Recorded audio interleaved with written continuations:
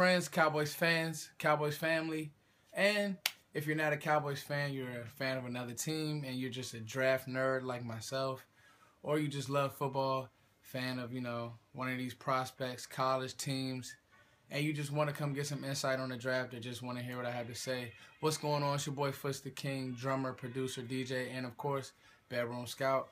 Something I like to do in my spare time. I'm not a hired analyst or some fake Mel Kiper or some Todd McShay, but if you go check my older videos or anything that I've done, I have a nice little track record. So, with that said, this is my post Senior Bowl mock draft.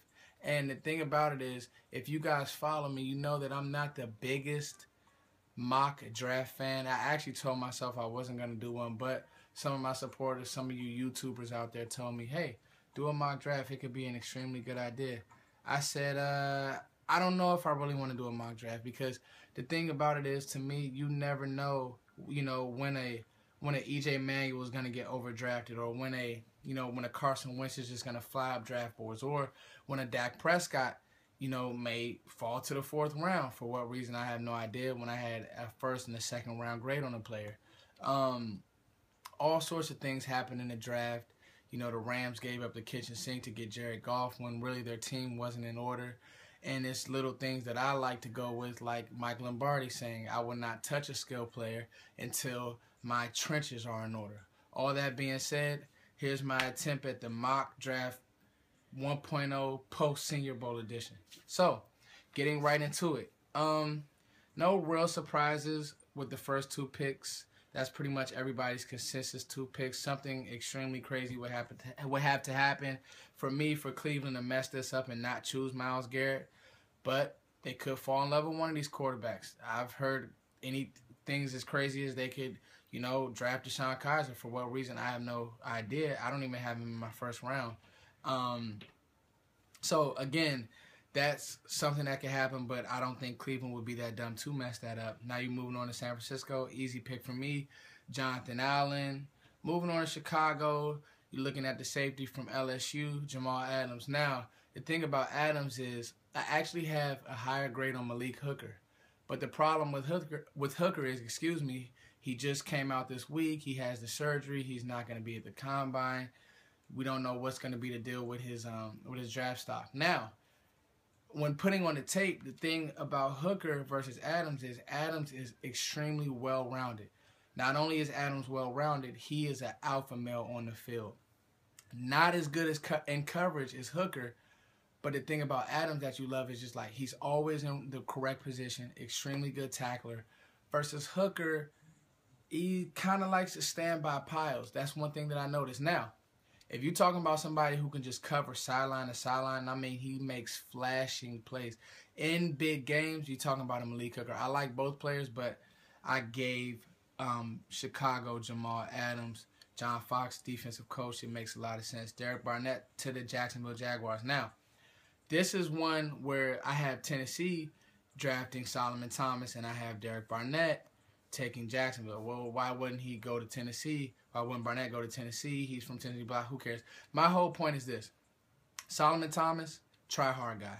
Not just a try-hard guy, because he plays with an extremely high motor. But when you look at Derek Barnett, the thing I love about this kid is his pass rush moves are they're just clean and crisp. It's almost like, he broke Reggie White's sack record at Tennessee. When you watch him, you're watching not quite the speed rushers of Von Miller, but he's just out there floating on the edge, and that's huge. When you're trying to get when you're drafting that high, you can't miss on your pass rusher. Solomon Thomas, he has to win with effort. He has to win converting speed to power. No, there's really no wrong answer, but if you're asking me the flavor that I like, give me Derek Barnett over Solomon Thomas. That's why I have him going right there. And this whole draft is based strictly off of value, off of, player, my top 50, and it is value versus need. You know what I mean? Because some players and some teams, they have, extreme need. Some teams may just go off value. So I kind of mixed it up and said, well, what does this team need versus there's no way you can pass on this guy right here, to me, in what I've graded. So, let's see. Moving right along, another thing that may surprise you is, well, I'll just go through all the picks. The Jets, Fournette. I just think that he won't last long just because of what Zeke did this year. Now, I have a higher grade on Zeke. Obviously, I'm a Cowboys fan, but you can ask pretty much anybody who studies the draft. There's no way Leonard Fournette has a better grade than Ezekiel Elliott. He's not a better pass catcher, nor is he a better pass blocker. But Leonard Fournette, nonetheless, is a star and should be a star in the NFL. Malik Hooker comes off the board here to San Diego. Like I said, ball hawk and safety. Probably has better range than Jamal Adams, but falls because of the injury, and teams will fall in love with Adams' leadership. Marshon Lattimore comes off the board next to Carolina. Probably going to try to fill the void of a Josh Norman. Probably my favorite, most fluent, most can do all corner. You looking at him play corner, he's basically a gazelle out there. Great pick for the Carolina Panthers. Now, Cincinnati gets Zach Cunningham. Now, some people may say this is a reach. I have Zach Cunningham as a top 15 player. Just when you watch him play middle linebacker, he's just so aggressive. Played on a bad team at Vanderbilt, but again, made a lot of plays. He just jumps off the film. When you look at, now this might be the surprise of, the draft, and that is, really, it happens every year. And let me just get on my quarterback. So, I'm not going to go through all these picks. I just want to go through the top 10. You guys can see the rest in the description box. Now, these picks right here, 10 and 11, are probably the two that most people are going to say, well, that doesn't make any sense, Foots. Why don't you have Mitch Trubisky higher? I could easily see him going to the Jets. The Jets should not take Mitch Trubisky. The thing on Mitch Trubisky is he's just okay, And then now the rumor is that he's only going to be 6'1". And so if you're going to be a shorter quarterback, you have to do something extraordinary. And I just don't see that. He had some questionable losses at North Carolina this year. Lost to Duke, lost to Wake Forest. Arm talent's there. Good, not great. Accuracy, good, not great. And I see that you can coach it out of him, and you can coach some of his bad habits out of him. I will say he has very good pocket awareness, something that I like. I just don't think that these quarterbacks come in very league ready, and he's definitely not league ready. So there's no way I'm taking him in the top 10. I don't even think Kaiser. I don't have Kaiser in my first round at all. I don't think Kaiser, Watson, or Trubisky are first round quarterbacks, but it's the way of the world. It's the way of the NFL. Some team is going to fall in love with these guys, and, they say you can't win without a quarterback and this, that, and the third. I personally wouldn't do it, but I think that, Mitch Trubisky's going to come off the board probably around 11. That's where I gave him. I gave the New Orleans Saints Mitch Trubisky to be the successor to Drew Brees, come in and learn. They have similar stature. I think Brees was a better quarterback coming out of Purdue, and obviously Drew Brees was a second-round pick. Now, here's the biggest surprise of the draft. Buffalo drafts Deshaun Watson. Number 10, first quarterback off the board. Now, Foots, why would you do that? I don't care what you say. Some team, whether it's Buffalo, whether it's the Jets, whether it's the Browns could mess it up. But right in this draft, I have it being Buffalo. They are going to fall in love with what Deshaun Watson did in the national championship game by beating Alabama.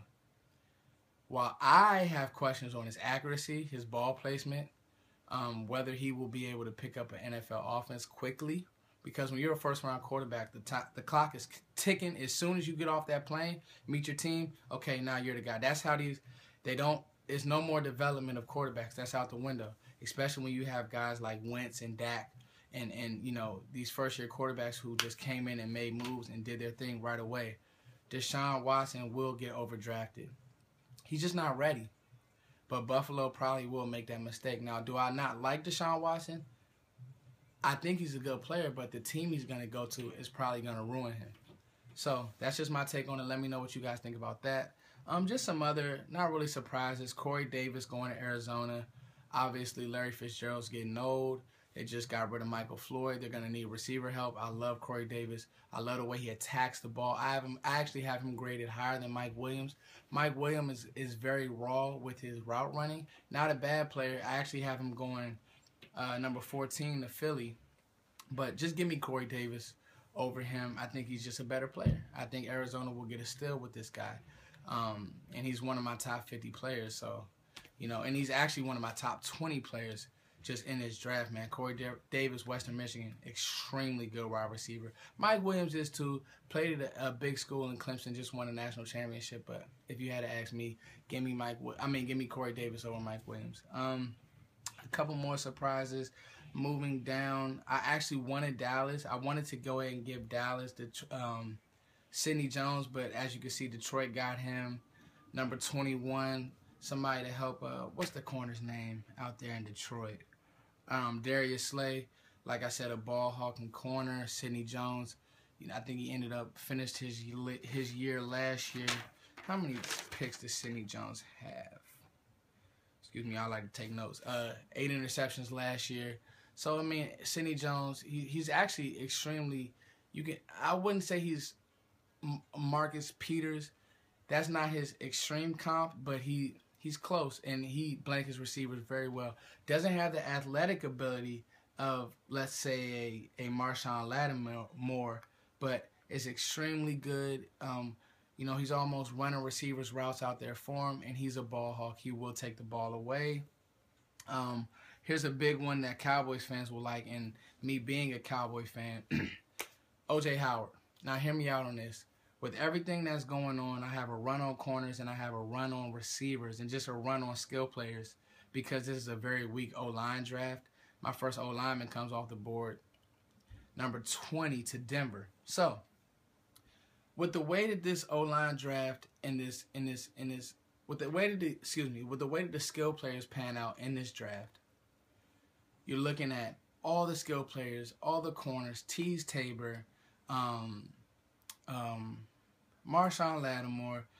Let's talk about Marlon, Humphries. Let's talk about all these guys and all these corners. They can do no wrong because honestly, they all have great skill sets. So it's going to be what are these teams' flavors?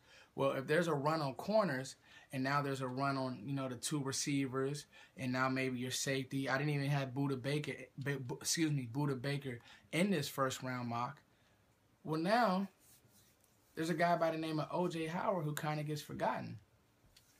Where does Dallas draft? They draft number 28. I have O.J. Howard. Don't throw a tomato at me. O.J. Howard's a top 10 player in this draft. But because of need, because of teams wanting to win, and because of where teams value the tight end position, he won't go that high. Now, I know the kid from Miami, he's been flying up draft boards all around. That's what I'm reading. To me, O.J. Howard's a better player.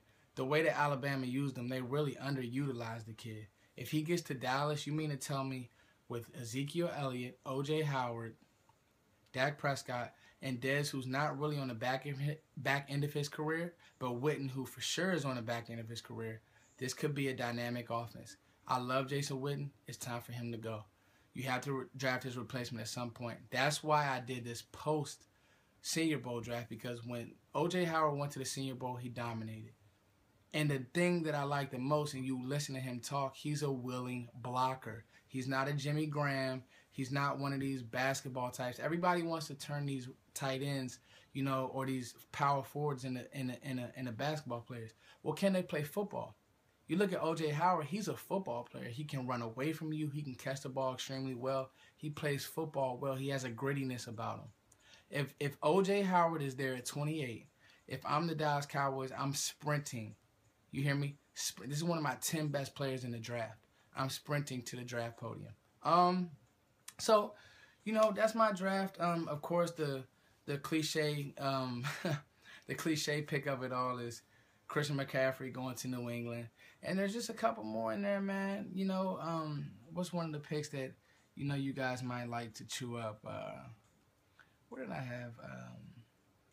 Dalvin Cook to Washington.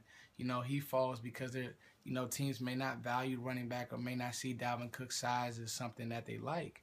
Well, Washington gets a good player there. Pat Mahones to Houston. And of course, the big thing in this draft, Jabril Peppers falls out of the first round, I believe. Yeah, man, because teams aren't going to know where to play him. And the problem with Jabril Peppers is he takes extremely bad angles. So if he's going to be a safety, they're going to have to coach that out of him. Now, he does have great athletic ability, but the angles thing